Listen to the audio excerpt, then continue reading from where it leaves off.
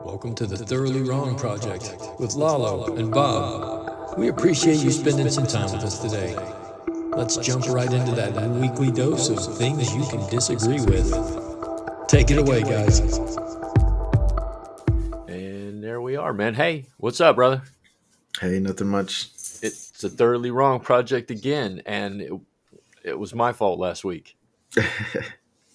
It's okay. We all got things in life that come up. Yeah, I know. And we're coming up on 60 episodes. Really? Yeah, Dang. I know. I know. It just amazes me because like I said, it's this thing. I had this weird thing in my head. It's like if you just sat down and listened to all 50 some hours, it'd be like knowing us. Yeah. I'm surprised I didn't like run out of words to say. Well, things change, so there's always something new to talk about, Yeah, that's true. like the dangerous lunatic in the White House. Well, headed back towards the White House and all I this. mean, they're both dangerous lunatics, if you ask me. Just in different ways. Well, one of them is purposeful and one of them is senile. So, Hmm. What's up, man? Nothing much. I started school back up, so been trying to like. I feel like every semester for me, it's like a new. Like I have to like feel out the classes, to Yeah, see what they're like and which ones are gonna require like higher workload and stuff like that. So it's the first week, so I'm like trying to figure that out still. Um, so far, I mean, they seem pretty like manageable. The thing with me is I have 4 classes and 3 of them are like fully online, yeah. and then the other one's like half online. Like I only go to to school in person like once a week. Oh, hell, Uh, that's nice. Where are you going? Cal State? yeah, Wow. and but see, the thing is, like for me, it has its pros and its cons. Like, yeah, like I don't have to go in person all the time, and it doesn't like interfere with my work. But for me, the hard part with like fully online classes is like um, just staying up to date with them. Yeah. I feel like like it would be very easy for me to like forget something. Like, oh shit, like this was due today. Be- Yeah. Don't you have like prompting and stuff. like a don't they give you like a paper at the beginning of it has all the due dates and all that shit? Yeah, like the syllabus, it has Syllabus. everything. But Yeah. then like I'll forget things because I mean I'm so like I'm just going like back and forth through all the different online classes. Yeah. So I have to come up with like a schedule of like you know even though they're fully online, I have to be like, okay, Tuesday, Thursday, I'm gonna focus on these 2 classes, and then like Monday, Wednesday, I'll focus on these two. That way, there's still like some sort of structure. How many years you got left?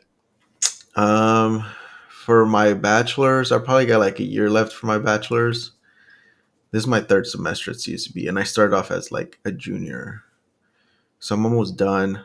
But then I want to get my master's like right away, so that's gonna be another like 2, 3 years. Wow. So it's still a while, but I That's going to mean, be another like 40, 50,000.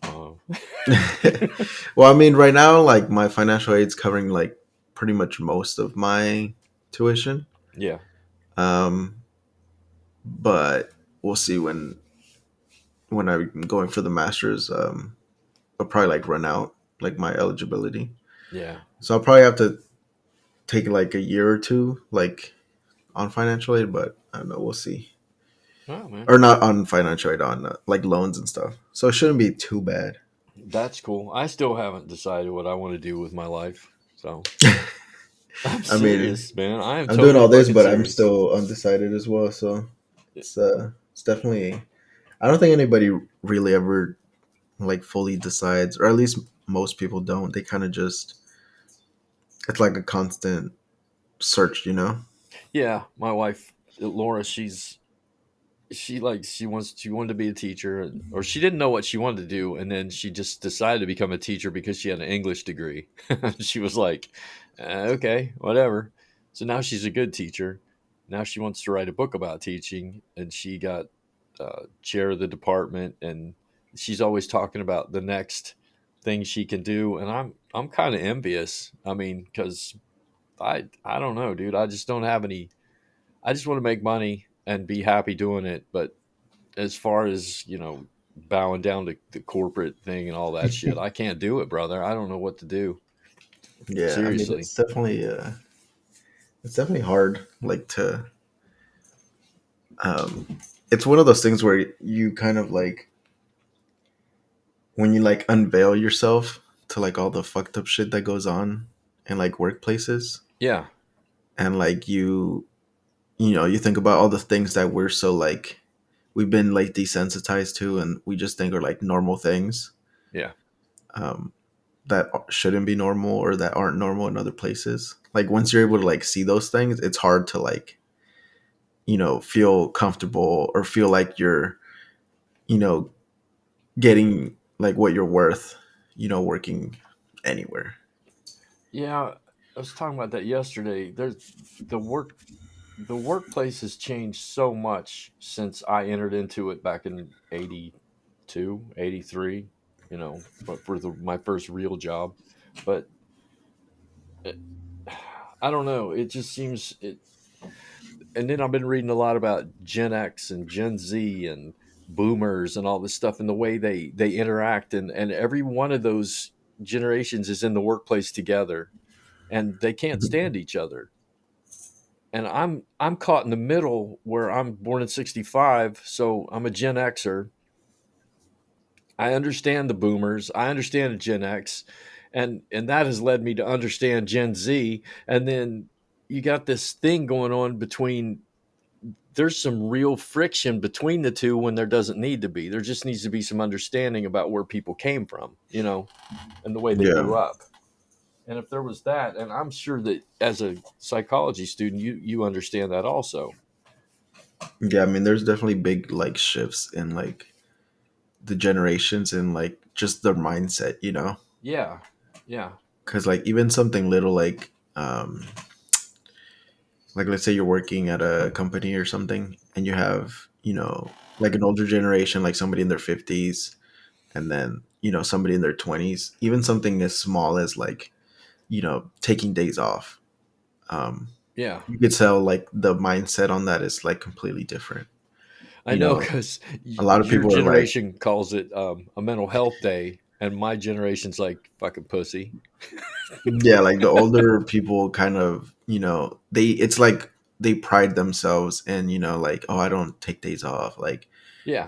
I'm a hard worker and stuff like that. But I mean, the time off is there for a reason, Yeah. and I feel like the younger generation is more about like, I'm gonna use my time off because it's my time off, and I'm not just gonna use it when I'm like dying in the hospital, you know Yeah. Or accrue it and try to get it when I retire.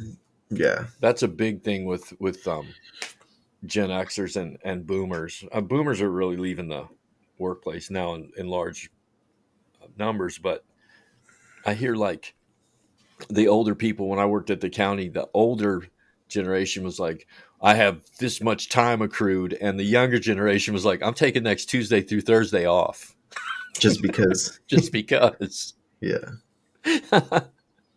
But what if the people my age looked at people your age and said, you know what, this is a whole different ball game now. These people are under so much pressure, and they have very little resources and very little opportunities. And even when they do have opportunities, they're taking on a massive amounts of debt.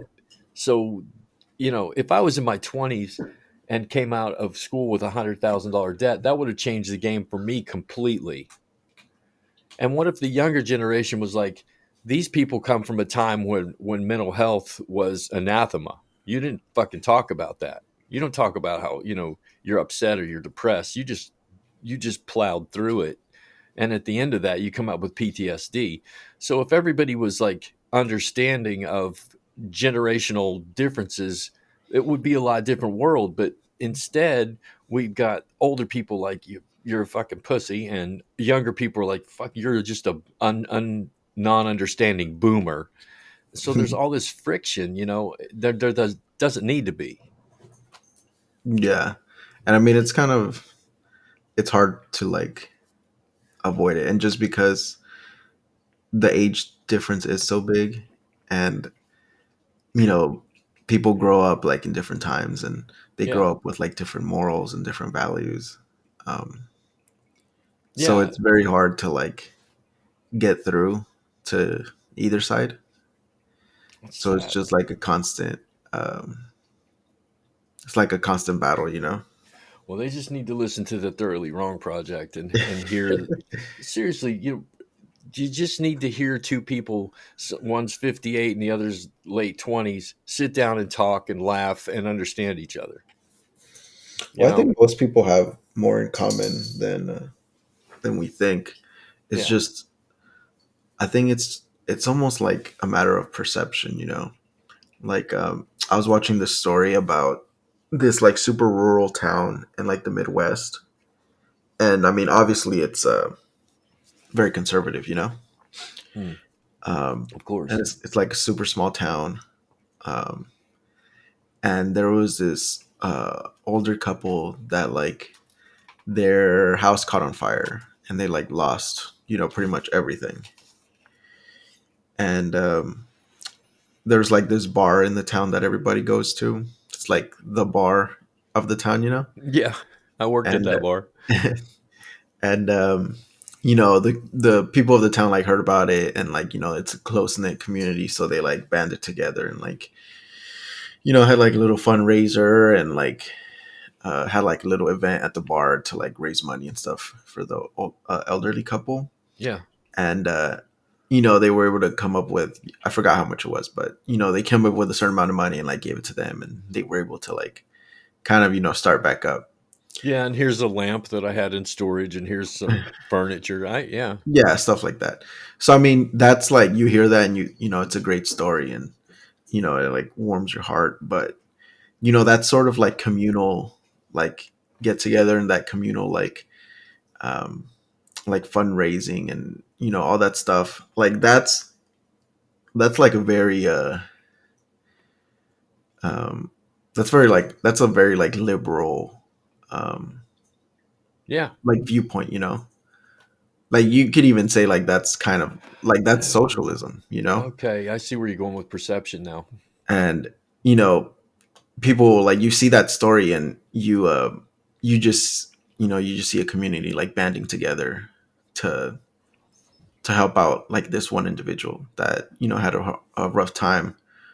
But if you like break it down into like what it is, and you know that's like um it's like a social um you know banding of the community. Yeah. And that's if you like transfer that into like the political spectrum, like that's what something like socialism is. It's So I see everybody where you're like going. banding together. It's the way we're looking at the act of it with our own experience from our own perception. That's what we're looking at, and you're right. And now that I think about it, Christianity is also, if you transfer it into the political spectrum, it's also socialism. Yeah, Care for your brother, take care of one another. yeah. So I think it's a lot of people, and then a lot of things work that way. Yeah, There's a lot of like things in life that if you were just to like think about them for a second, you'd see that um, they're very like liberal in their like political spectrum, even though they might not seem like it, or people don't like think of them as political things. Because I mean, politics is really just um, like at its very core, politics is um, like our social morals and ethics that we hold each other yeah, by. You yeah. know, our law, all of our laws are just like what do we consider moral and immoral. How So strange. they're very like intertwined and interconnected. You just have to kind of like be able to see like the connections, and Well, once you're able to see them, then I think people will be a lot more like caring for not only like the policies, but caring like for each other, because they're able to see nobody at that bar gathering was like, well, I'm behind on my phone bill. Why is nobody uh, fundraising for me? Like you're not gonna get that there. But over here, like when you're thinking about politics, like, oh, I make, X amount of dollars. Like, how come I don't get welfare? Or how come my taxes go to, all these people on welfare that don't want to work, blah, blah, blah. I got that So, yesterday. so it's very like, they're very similar, like more, like a lot more than people think. It's just about how you view these things. Uh, yeah, and it's how involved we get emotionally, and when we listen to the outliers, the the ones who are trying to push their own agenda, that's when we get in trouble. Yeah. Yeah. So that's I got in that argument with somebody yesterday again about how welfare, and I was like, listen, man, you don't even understand what the hell is going on. You're just parroting something that some conservative radical is trying to tell you so they can get in office. That's it. That's all that's happening. You're shutting down your emotions, you're shutting down your empathy, you're shutting down all kinds of things in order to say I agree with this person. So I welfare isn't what you think it is, Yeah. and they don't. As soon as you start talking, though, it's it seems like when you hear these viewpoints, as soon as you open your mouth and say anything like you don't quite understand, and they shut you off just that quick, and there's no way to get to them after you shut them down. Yeah. I mean, I always tell people that talk about like social programs and stuff like that. Like, well, if you want them, like, okay, then but you make like below the poverty line, and then you can have all the food stamps you want. Yeah, And that usually like, you know, kind of like hurts their brain a bit because they, you come to like this moment of realization that to be on all these programs, like you have to be like living pretty rough to begin with. yeah. I And I mean, didn't I get don't, on welfare until I didn't get any kind of social help until I got hurt. And even then, it hurt my feelings so badly because I was of the mindset that, welfare is for the stupid. If you're on welfare, you're not trying. And that's what I thought. And then I got hurt. And that changed my whole mindset towards it. It was like, oh, okay, this isn't about, wanting to, this is about poverty and about lack of education and lack of opportunity, and some people are just plain fucking smashed up, they can't work. yeah, So, and that leads to that poverty mindset and generational poverty, and generational poverty isn't about poverty at all. It's about mindset. It's about the way you think about who you are and what you are. And if you could get people to understand that, yeah, there are opportunities there, and you may have to be on welfare for a little while, but it's to get out of. But once people get on it, they get almost trained to stay on it. Like, start jumping through the hoops. Lalo, just to stay on welfare is a fucking job. It's yeah. a I'm sure job. like the requirements and like Yeah. applications and stuff like that. I mean, I Even when I didn't work. Or go ahead. Sorry. even when I was in a wheelchair, I still had to go in the office 3 to 5 times a week to stay on welfare.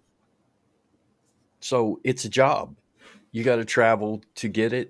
You have to do lots and lots of paperwork. It's always on your fucking mind about how you're going to stay in the system, and if you try to get out of the system, what's going to happen to you. It's such a it's a circus of pain is what it is to stay on it. Yeah, and I mean, I understand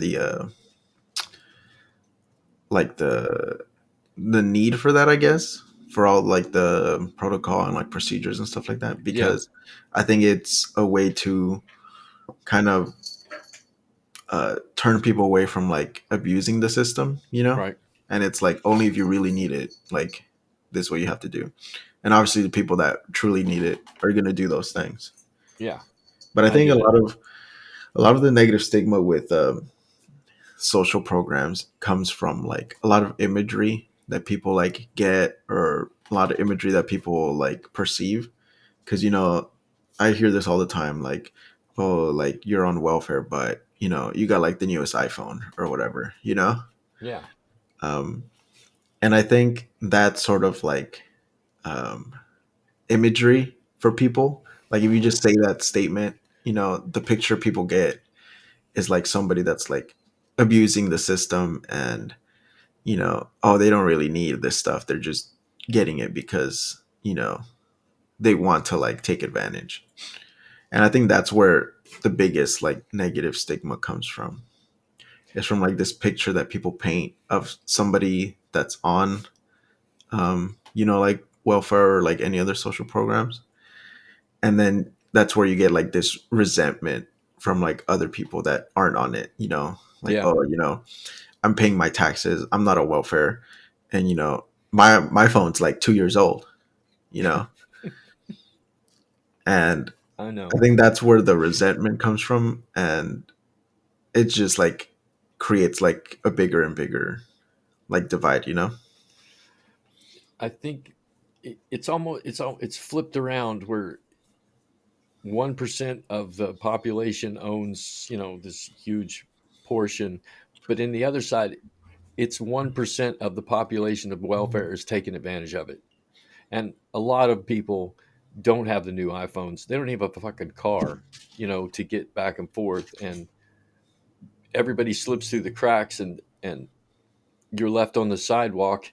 And even then, you're ridiculed because you're like, how come you're homeless and you have a phone?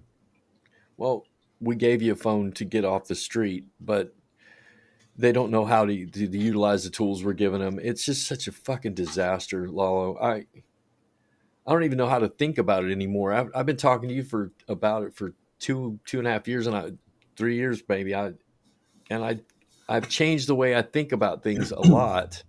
I've gone from where I was on the side of the ultra conservatives a little bit, and I've shifted more towards the center over time, and then given more time, I've shifted towards the liberals. Like, something's wrong here on such a level that no one wants. It's almost like a philosophical level of something's wrong that we have to change, but no one can see what's wrong and no one can voice the real message of what's going on. Yeah. And I mean, it's when you like see it that way, it's very easy to become like pessimistic and like, what's the Yeah. point? And nothing's ever going to change.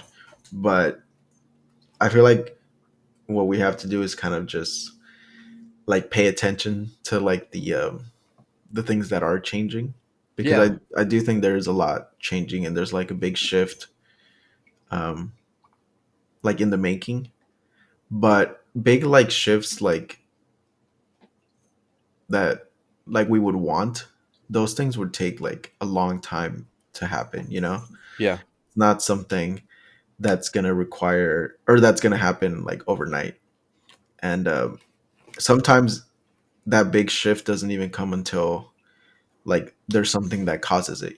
Sometimes those big shifts are like reactionary. Hmm. So something like really like big has to happen, or like a collection of things have to happen for people to kind of just like snap out of it. Yeah. um and I mean, there's very different ways that that could happen, but I feel like it's happening right now. It's not going to be like a snap like overnight. But I feel like in the past, pretty much since COVID, I think COVID like did a lot to um, like speed up a lot of changes, because a Yeah, it lot of did. It people, accelerated a lot of change. yeah, because people were able to see, like, well, all these people are making like money, like all these people at the top are making like billions of dollars, but at the same time, like they're laying off like half their workforce. Like Yeah. people pay attention to that kind of stuff. Yeah. Um, or like, oh, I could work from home, and nothing changed, like my productivity stayed the same, but now I got to go back to the office. Like, why can't I just work from home? You know, and I agree. like all these different little things like that.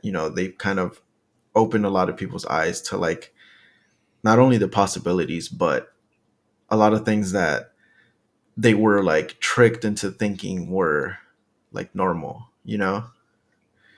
And you know you see it all the time, like all the stories of oh, there's like 12% inflation, or all these things. Gas is like $5, $6, $7 a gallon. Yeah. But then at the same time, like people aren't making more money, like regular people, and things are getting more expensive. But at the same time, they're telling us we're in a recession, but at the same time, like all these executives and all these companies are like making like record profits. Yeah, we got to So lay you off. We only made $3 billion this year. right. So like all the like a lot of people, like they're seeing these things, and I think that a big like proof that people are paying attention would be like these last midterms that just happened. Yeah. Everybody was expecting like this big like red shift, and like the Republicans to like take control of like everything, like by a lot. um and like nothing even close to that happened. They didn't even win the Senate. um so it just proves that, I think, especially young people, I know young people really came out during the last midterms, and a vast majority of them voted left. So I think they're this younger generation, and I mean even some of the older generations, like they're getting like this like realization of what's really going on. Yeah. And for as much as like the news and all these like right wing people try to like create like boogeyman of oh, it's inflation's fault and it's Joe Biden's fault, and like all these like false fears, they're seeing like right through it, and they're able to like stay focused and um like hone in on like what's really the issue. Yeah. Like you can ask most I mean at least most Democrats that I've talked to, like none of them are like in love with Joe Biden. Like that's not, they're not like Joe Biden or bust. It's very like he was the better choice, and we tolerate him. But if he Yeah. like fucks up, like that's not something we're gonna like let slip. Well, this student loan thing is getting ready. It's getting ready to go to the Supreme Court, and I was reading this morning how what's going to happen if it falls apart in the administration, and they're like, Joe Biden's going to take a hit, and I'm like, someone needs to point out the fact that Joe Biden wanted it to happen, and the Republicans are the ones who stopped it. Why is Joe Biden going to take the hit on this? Yeah, and that's the thing that I think a lot of people are like um seeing. They're seeing like when things happen in like the political spectrum that affect you like on a personal level, um they're able to like root out like the cause. Yeah. And they're able, because by doing that you're able to really see like whose fault it is, like who's responsible for it. um and that that always helps people make like more informed decisions, Yeah. because I mean if you blamed everything, either good or bad, on whatever president was in charge, then we'd just be stuck in like this perpetual like just back and forth, which we have been for like 250 years. Exactly. It's like We everything good that's happened is because of the president, everything bad that happened was because of the president. And that's not how it works. That's rarely how it works, if anything. Yeah, And I think people are realizing that. I was talking to my father-in-law, and I said, it's not, you know, everything's not the president's fault, and everything's not we don't give accolades to the president because that's what he did. It's actually the whole system is pushing against, the other side of the system is pushing against the president, whoever it is. If it's Democrats, the Republicans are pushing against it. If it's a Republican president, the Democrats are pushing back. Why can't we just say, okay, I get it. You're more fiscally responsible than us, or whatever the issue is, and see, let's work together. Like, and I keep bringing it back to the Thoroughly Wrong Project.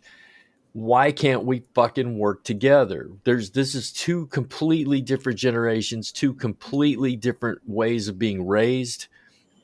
The way things that have happened to me, you're empathetic about things that have happened to you. I'm empathetic. Why can't we do this on a big scale? It just seems like we're always listening to the outlier. We're always listening to the asshole on the fringe scream, and they're screaming the loudest. Why can't we just ignore that? Like you ignore the mentally ill person standing on the corners, talking to cars. We're like, okay, whatever. That's not the way this works. That's not the way our culture works. Why can't we just say that guy that's, screaming about welfare, just let him scream because he doesn't understand. He doesn't understand. We do. But our voice, even though is it because we're not informed enough as a group, or do we not have enough power? What is it? No, I think it's more about um, like the information we get and how we interpret it. Yeah, In one of my same. classes a while back, it was a communications class. Um, I remember that class. we learned about encoding and decoding Yeah, um, communication. So the encoding is how we communicate with other people, and what we say and what we mean, blah blah blah. But the decoding is how we consume information and how we interpret it. And I think that's what most people have, um, like what they struggle with. It's decoding the information, but I wouldn't say it's like I don't think it's like on the person themselves. I think the way it's presented a lot of the times it makes it hard for people to like see the truth because it's presented um like with uh not lies, but like it's presented in like a manipulated way right. that's meant to like deceive people or meant to like get you to think or feel a certain way. And I mean Or- that's what a lot of news yeah, does. It tries to make you feel things. it tries to connect things that aren't connected. Yeah. Yeah, like there's a puddle of blood on the corner, and there's all kinds of ways we say how it got there. Hmm. I get it. The, we used to play the telephone game. You ever play that? Yeah.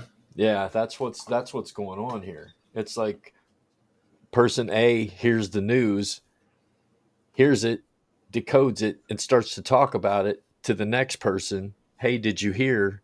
And then that person gets it, takes the information, talks to the next person, and by the time it gets to the fourth or fifth person, it's not even the same fucking story. Yeah. So I mean it's one of those things where you know I don't place the majority of the blame on the like individual, but more on like the like establishment and like the system that's like providing us the information. Because I mean, if you think about it, like if we're kind of just like it's almost like we're like those little like baby birds that like just cry and like have their mouths open. Yeah. And then like the government and like the media is like the mama bird with like the little worm, and we just consume whatever they give us you know Right. um so I mean obviously yes, like they have to do a better job of like you know um presenting information or like not trying to like manipulate and deceive us, but um at the same time we have to do a better job of like being able to identify when they are deceiving us and when they're stretching the truth or when they're making false connections and stuff like that. So it's like a two-way thing. And I think what we have to focus on is on what we can control, which is how we perceive things and how we understand them and how we interpret them. That's what we can control. So I think we should focus on that first, and then once we're able to do that, um, I think once we're able to do that, people will like the government, media, all that stuff. Like they'll realize that their tactics don't work, or they Yeah. wouldn't work because we're able to, just read between the lines and see what's really going on. Um, so I think that's what would cause the biggest change. And I think that's the easier avenue to change because that's something that we can do. Like nobody can take that ability away from you to like be able to, research and be able to, um, change your state of mind, or change how you view things, or change your perception. Like that's up to you. Yeah, in Buddhism, there's this thing that says that we all have to realize that there are many paths to the same spot. Yeah. So we can all, we can come at it from all different kinds of views. We all want basically the same thing, which is a stable economy, a way to make money, a safe place to live. We all have the same fucking thing that we want, and there's all kinds of paths to get to it. We just have to stop looking. I try to tell people, read the other side, which is what you taught me. And dude, I am eternally grateful to you for Mhm. teaching me to listen to the other side. And that's the message that I try to tell people. Stop coloring it with, read the news, hear your news from Fox News or OAN or Newsmax. Please listen to it, and then turn on something else, or go read a Rolling Stone article about the exact same thing, but stop coloring it with Newsmax told me, so I'm going to go into this situation believing what Newsmax told me, and no matter, I'll go ahead and read it, but I'm going to call it nonsense before I even fucking read it, which is what I used to do. So on the other, I listen to MSNBC and CNN, and I listen to all the great ones like Rolling Stone and The Guardian and all these, and then I go and listen to Newsmax. But I'm not listening to Newsmax with that. This is fucking bullshit. I listen to it. Okay, what are they telling these other people? What are they telling the other side? And how Yeah. can I meld them together? Because I know Newsmax has the truth. I know OAN has the truth because they say the same thing. Joe Biden said, well, yeah, exactly. That's what he said. But then they weave this, I don't know, this tapestry of bullshit. And I know that I know CNN does the same thing, tapestry of bullshit about the other side. So if we all just sat down, listened to everything that was going on, and said, "Oh, okay, here's the similarities. Here's what's really happening."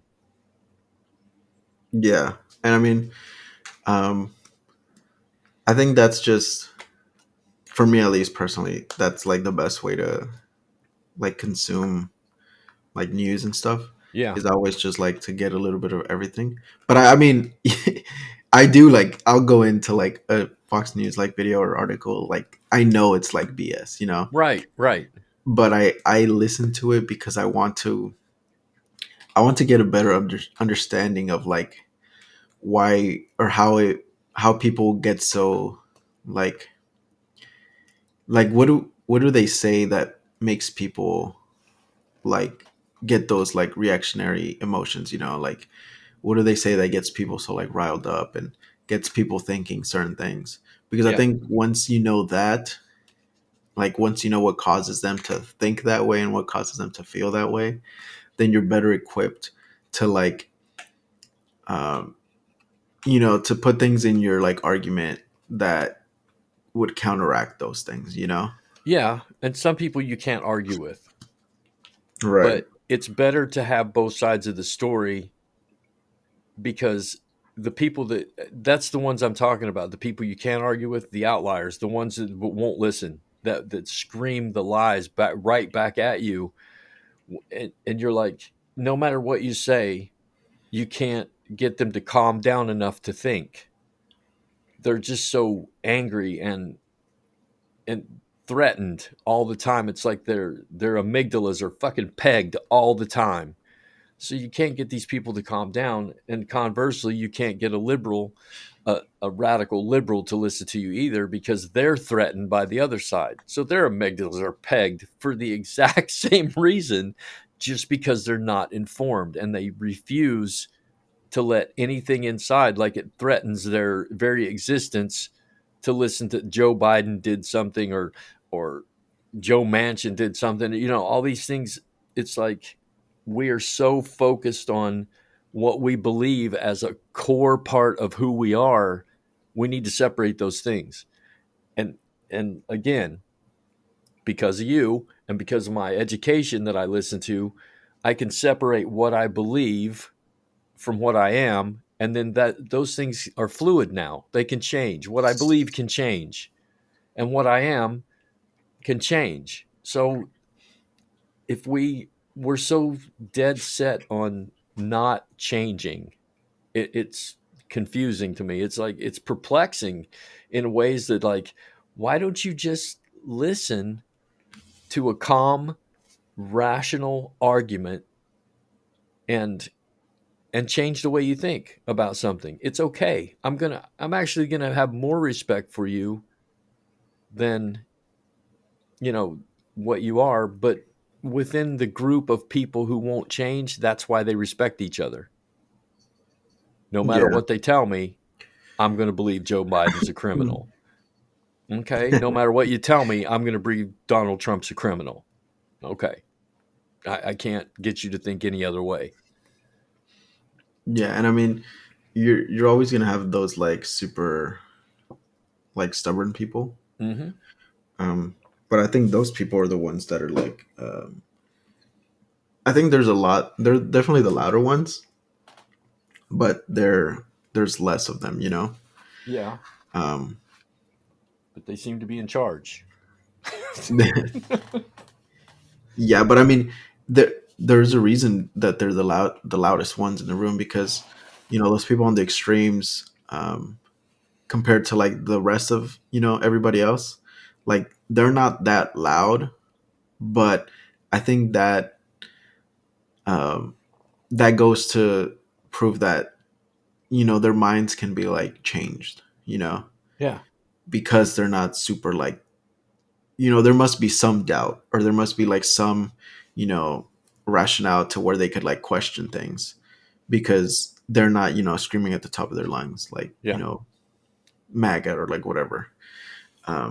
So I mean, I would say that's a good thing because that means you could talk to them and you could show them things and you could tell them things, and you know you might change a few people's minds, or you might let them like be able to see things differently, and then that starts like a snowball effect with them. Like they see one thing differently, they apply that same sort of like logic and rationale to like other facets, and then they're able to see that thing differently. So that's usually what that I've seen it takes for people is like seeing like one or two things in a different light and understanding it and maybe like changing your opinion on it. Yeah. Once that happens, I think a lot of people are more open-minded because they see that they like talk to themselves and they're able to tell themselves like, I saw this thing differently because I looked at it at a different way. Maybe let me try looking at something else differently, and maybe I'll look at that a different way. Maybe they will, maybe they won't, Yeah. um, but that's what true like open-mindedness is being able to like, because nobody's gonna force you to like believe a certain thing, like nobody's gonna talk to you and tell you, like, I used to be like super, homophobic, and now just because of what you told me, like, like I don't mind like gay people, Right. it kind of has to come from like yourself of you have to accept to like see things differently, and that's usually the hardest part because I mean a lot of that, with the ability to see things differently comes the acceptance that I might be wrong, you know and all I've said or all I've thought for like however many years or whatever uh, might be wrong, and that takes a lot for people to like admit within themselves. Yeah. I um, know. I'm one of them. yeah, so it's one of those things where um, it has to come from like within yourself to truly be open-minded. It's not in like people that say they're open-minded, but you know I think a lot of people say that just um, like on the surface, Yeah. but like true open-mindedness, I think, comes from like deep within yourself, because it takes, you would have to like see something that you're not used to at all, um and kind of like not have like an instant like reaction about it, or even Yeah. if you do, you have to like stop yourself and kind of like think about it, like, okay, what does this mean? What are they saying? Like, what message are they, trying to portray, and things like that. And I think that's not an easy thing to do. Well, I think people conflate open mindedness with acceptance. And you don't have to accept things to be open minded about it. And for instance, the, I had I've told the story about Lori, my friend, the post op transsexual, and I loved her, but uh, I never knew her as a male. I only knew Lori as a female. So everybody around me was like, "You know what this is, right?" And I'm like, "Yeah, it's Lori." So I was very open minded back then because I loved Lori, and now 20, oh, it's been 30 years now. 30 years later, there's this rising up of the trans community. They're very loud. They're very obnoxious to me, and I think there's a better way to go about getting accepted. But I'm still open minded. I have no qualms against trans people. I have qualms against assholes. So, you know what I mean? Yeah. So I don't accept the movement as it is, but I'm open minded about the movement. We need to move forward. We need to get past it. We need to stop fighting about it. And all the lies and the bullshit I know aren't true because I have experience and a deep love for somebody who is a transsexual, and I saw the pain and the suffering and the guilt that goes with all that. So we need to accept that. But like I said, I'm open minded, but the way the thing our culture's going about it, I'm not. I'm not open minded about that at all. We need to stop screaming at each other and start talking. Is basically what I want to tell everybody, and Well, stop lying. I think a lot of that screaming comes from those feelings you just talked about being so, you know, afraid, and being so um like attacked, Yeah, because I think at some point, I mean, everybody has like a breaking point, and when you push somebody up against a wall, um or like a group up against a wall, like at some point they're gonna push back, regardless of what group it is, yeah, um and I think when, like, once that pushback happens, that's when people are quick to like, see, like, I told yeah. you, you Exactly. know See what they're doing. It's like so I think, it's like you're punching somebody in the face, and they raise up and punch you back, and they're like, see. yeah, so I think that, um like, people have to, it's one of those things again about like the perception, like you have to see those reactions and kind of think about, like, okay, why did they react that way, Right, and I mean, right, you can apply that to a lot of different things, like even something um like the January 6th like insurrection thing, like, a lot of people just see like a bunch of like white people storming the Capitol, and obviously it's a bad thing, but I'm able to, like, I understand why they did it. Like, I understand their like emotions that they were having. Like, right. they legit thought that an entire like presidential election was stolen. So like, if you put yourself in like their position, like imagine like something in your life is like something huge happens and you just think they stole it from you. Yeah, Like, that would make you pretty angry. So I understand them, but I mean, obviously it's not like, you don't do that kind of stuff, and that doesn't mean I agree with them, like, not even a little bit, right. um But you're but still open minded about why they did it. yeah, so I understand why they felt that way, if that makes sense, but I do think they were like they were completely like manipulated, and it was like Donald Trump, and all these other Republicans that were Yes. spewing all this shit. Um, but um, they were they were like puppets, being like stringed along to like this crazy conspiracy theory, and they weren't able to like, like we talked about, they weren't able to like understand why, you know, They weren't they able to lost. decode that information correctly. Right. Right. And, that's the result of it, and I mean, a lot of that has to do with like education and, um, like for the ability of people to like be able to like see like through the BS, and things like that are very like, all those responses are like emotional, Yeah. um, Well, and when you they're trying to elicit your emotional response. They're trying to stoke the fire of your anger. right, so it's um it's easy for me to understand why they reacted that way. But again, like, it was that in no way does that mean I like supported, because I mean, I think they were all like idiots, but at the same time, like, that happens in so many like other like places, that's sort of like, you know they play to your emotions, and Yeah. that happens in a lot of cases, in a lot of different scenarios. It happens every day, man. Every yesterday, was it yesterday? The day before yesterday, Jim Jordan, you know him? Yeah.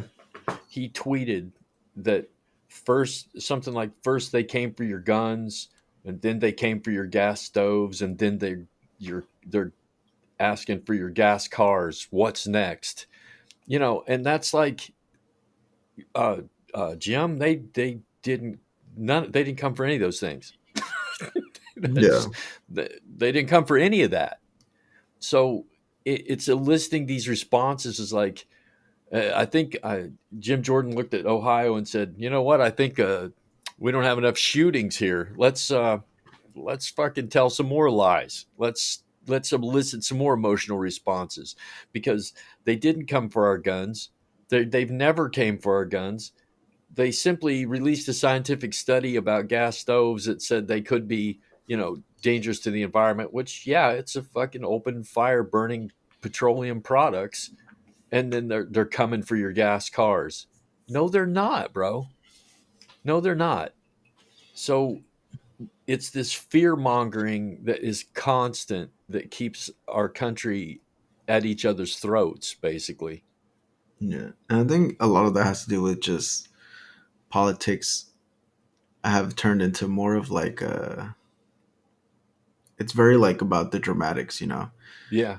and I mean, I don't know enough about like the history of our government to like know when that shift changed, to where it became more about like staying in office and more about, making money.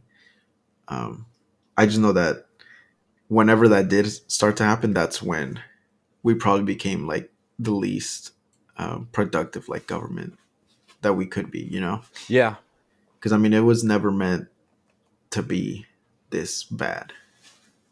Like, You our know, government by design is like slow moving, and checks and balances and all these like, stop gaps to like prevent, like a monarchist and that kind of stuff.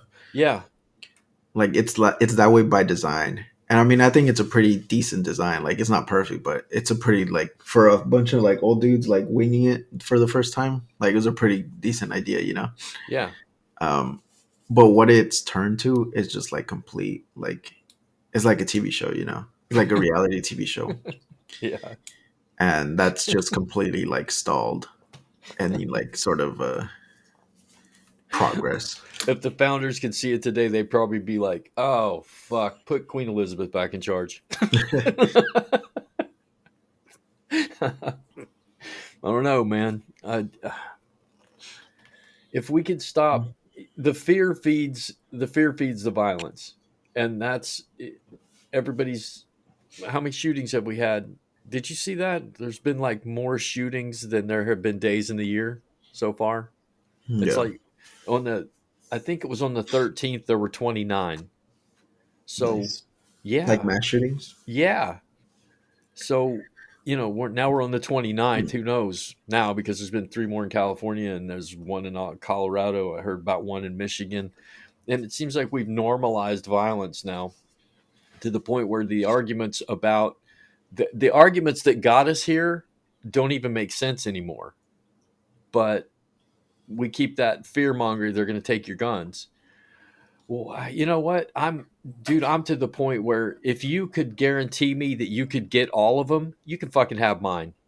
Because I really, man, Yeah, because now in the back of my mind, every time my daughter goes into school, or every time my family goes to the mall or the fucking movies or church or wherever the fuck anybody goes, it's always in the back of my mind. And I live with this fear, and I wouldn't call it fear. I live with a hyper awareness of I've always got to be watching people. yeah, So, and I so mean, it's very like even when it comes to like gun violence, like you said, there's been a bunch of mass shootings just this year alone. Um, but I think it's like those like special circumstance events are the ones that like make the news, like cycle for like a few weeks when they're yeah, like at a movie theater or like at a school and things like that. Um, but I think, I mean, everybody has like their own solution to every issue, including you and me. right. And I mean, I would say most of them are pretty different, but I think what we don't do is um, like talk about it, Yeah, because once you start talking about it, then you like, I think then you're able to develop something that's the most like successful, when it comes to like a solution, because you're able to, when you have both sides of like the argument, you're able to like go back and forth. And you know it's like if we were talking about abortion, and the person on the right's like, oh, make abortion illegal. And then you're like, okay, well, what if you were like raped? You're like, okay, well, we'll make an exception for rape. We're like, okay, what if your baby is um uh like stillborn, or what if they're like growing outside of the uterus and they're gonna die anyways? right. Or it's going to kill you. Yeah, or it's gonna kill like the mother. Okay, we'll make an exception for those. So like by talking about it, you're able to kind of like like refine the plan and refine the solution to the point where it's like an actual good thing. Yeah, yeah. Like nobody's advocating for like a 39-week like abortion. you But know that's what we report. yeah, but that's what people talk about. And like when when people like talk about abortion, they have all these pictures of like dead babies and stuff like that. And it's like most abortions, you can't even recognize what it is when they happen. And the stupidity that goes along, it's like they're birthing the head and then stabbing it in the brain and killing it before it's all the way out. No, they're not. Yeah. No, they're not. That's dumb. That's like saying they're going to take all your guns. They're not going to do that either. Yeah.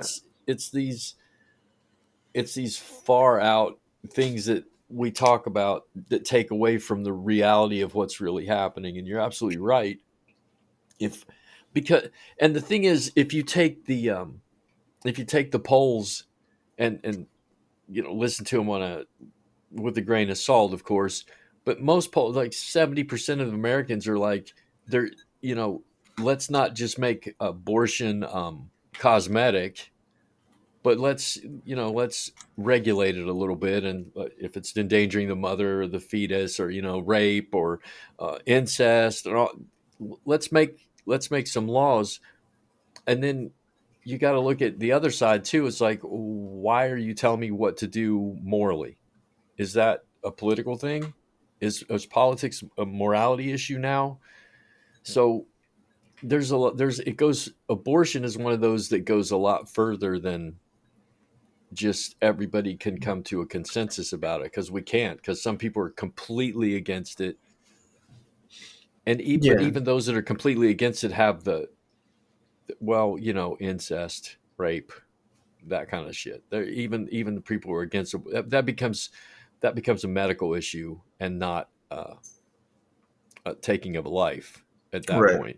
But I mean, that's like, I like politics is our morals, um, and you're never gonna like satisfy everybody because it's You just impossible. doorknob me, bro. Well, I mean, to me at least, You to just me, doorknob me. You're like, whoa, see, 1 hour and 12 seconds, and you're like, politics is morality. No, it's not. well, for me it is. I think it's very like politics and like our policy and our laws, like you know, like nobody, um, like murder. We collectively decided that murder is like bad. You know, Yeah, that's our morality. You go back, uh, centuries, and maybe like your neighbor like stole your fish or something, you could like kill him, and the community would be like, "Yep, he stole your fish. You could kill him." You know. I love it. So like our morals have like they changed. Like even morals in other countries, like even now, like they're completely different. Right. Morals aren't like this universal like beliefs that have been set in stone like since the beginning of time. Like murder hasn't always been a bad thing in different societies. Just like being gay here is fine in the United States. Like it's not illegal, but And Dubai, if you're gay, there's a whole different right. So, protocol. and you ask, majority of their population, and they're like, yeah, like that's immoral. So, But is that and they, political or religious, bro? well, they base their um, like laws and systems around those beliefs, and whether Right. it's religious or not, it's still what they uh, consider to be moral. Is your cat acting up on you? She was like just crying, but I mean, because I mean, there's different ways to look at morality. There's like different like schools of thought and like all that Of stuff. course. And one of them is like divine command theory, which is you base your set of morals and ethics like on your certain religion, and then in turn, you know, a lot of places, because I mean, the United States is pretty unique in that um, our religion um, doesn't completely dictate our like laws and stuff. Right. But I mean, that's the case in a lot of places where it's the opposite. Where the religion is heavily infused in their government, um, and therefore it creates and has all these different laws um, that they have because they're based on their religious beliefs, which are just like the universal beliefs of that country. Right. I mean, there's countries that are like 99+%, like Christian or Muslim or whatever. Um, you don't really have that in the United States. I mean, most people are Christian, but I mean, there's big enough pools of like other religions to where they don't, it's not illegal to not be a Christian. You know, Right. Yeah. Yeah. Well, I think it falls back on me as circular, where morals, political morals like murder, we came up with them because it kind of comes from the Bible, and then the Bible comes up from that. It's just how in the hell does it work? And what if but we I could mean, figure it out? You know? there's some morals that I mean, I think there are some things that are pretty like universal. Um, like let's say you were to raise like a family without religion, like they were completely like secluded from religion, Right. My and like daughter's pretty secluded from religion. She doesn't know right, much about it at all. right, and let's say you were to, it was like two parents and like two kids, and they know nothing about religion. You just raise them, non secular or whatever, Right. and when one of their kids turned 10 years old, you like kill them, they're gonna think that's bad. They're not gonna like that. Yeah, And there is no like religious belief attached to it at all. You know, so I do think some things like murder, um, they're pretty like universal. yeah. Stealing. Uh, there's a lot of things that are like you don't need religion to tell you it's bad for I you to never, understand it's bad. Lala, I never took. Once I got out of church, I never infused that back into my belief system of raising my kids, and I raised them like this. There's really only two rules: don't hurt anyone, and the second rule is if you're hurting someone, refer to rule one. Yeah, and And I mean a lot of that's really my daughter and I came up with when she was really young. I came up with that. It's like just do be yourself and act like, don't hurt people. And if you are hurting people, refer back to don't hurt people, don't do that. yeah, and I mean But a lot of these things are like people claim like oh like all these our government comes from religion and all this stuff, but I mean a lot of things that the Bible says that are like bad, um, like they were bad before the Bible. They were bad before Jesus Christ like existed allegedly.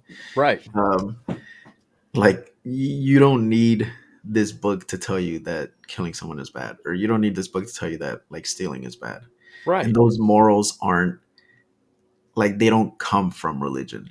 If anything, I think religion probably took them and presented them, but they're not. Their origin isn't from religion. You know, there Isn't are that some things that strange, isn't come it? from religion. Like being gay is bad. Like that complete thought is like just That's religion based. that's completely Because I mean, theocracy based. Yeah. um like there's other animals that display like homosexual behavior, Right, and but like they're they're also not wrong. See? and they're not like you don't see like gay penguins being like ousted from like their little tribe or whatever. Well, someone needs to go and tell those penguins that they need to oust those gay penguins. So like something like that you can say like comes strictly from religion. um you know and there's a bunch of other shit in there that one doesn't make sense, and two, um I think was very much said like for the time period that doesn't make sense now, you know Right. um so I mean, take that as you will, but Well, in um, Native I, American I, culture, it was like gay was like being tall. Whatever. yeah. So I like me for me personally, I do believe. I mean, politics, like the essence of politics, is morality because that's where we get our laws and that's where we decide what's right and what's wrong. But I mean, politics and like the theater play and like all that shit. Like, of course, I don't think that's like and it has anything to do with morality, but like the idea of politics and like the idea of like self-ruling each other because we are a republic and all that stuff. I think that comes from our morals. Like you have all these mass shootings and like people shooting up schools, and people are calling like we should ban these types of guns and blah blah blah. Well, why are they calling for that? Because they don't want kids to keep dying. Oh, and well, why don't they want kids to keep dying and like innocent people to just die? Well, because they think it's wrong, because it's against like their moral compass. Right. So I Well, mean, all all these mass killings emotions. aren't guns, is what I like to tell people. Well, all There's, mass shootings are guns. I mean, all mass killings aren't though. Yeah, but I mean, you don't. It's just more effective to use a gun. You can get more people. But in Finland a couple years ago, they had that guy go on a knife raid, and he knifed like 17 people. Yeah, Don't but be you don't wrong. have more knife attacks in Finland than you have days in the calendar month. Exactly, exactly. You're right. You're right. But I we'll continue this later. I want to continue this because that's one of my questions. Where do these things come from, and politics and religion are mixed, ethics and morals, and all the things that we do, and all the things that we believe, and all the things that we're made to be afraid of and hate. Where is this coming from? Yeah. That's a good topic, because I'd like to continue the Thoroughly Wrong project. I had to. I'm back down to one podcast, so I'm not cheating on you anymore. Oh, what happened to your what was it called? Health The Shift Revolution. I I thought it got was like had like a name though. It was like your guys' like names, like Yeah, it was the Health Shift PT. Revolution. Oh, That was okay. that. I, I dropped out. Had to drop out. I'm getting ready to get surgery, dude. Some serious surgery. So Oh, really? yeah, it- the Health Shift Revolution was about exercise and diet, and uh, I can't. I'm gonna go into a period of time here where I can't do all that, Oh, and it's okay. gonna be a long time before I can exercise again. They're gonna re-break my leg, dude. Re-break your leg? Yeah, What does that yeah. mean? Well, Like, did it break and not heal correctly, or? I had that car accident. Mm-hmm. I've broken 17 places, and the first doctor just pieced it back together like a puzzle, and it healed wrong. So the second guy re-broke it and put a pin in it, and it it healed, and then I didn't listen. It was like, you need to take it easy. I don't know what the fuck that means.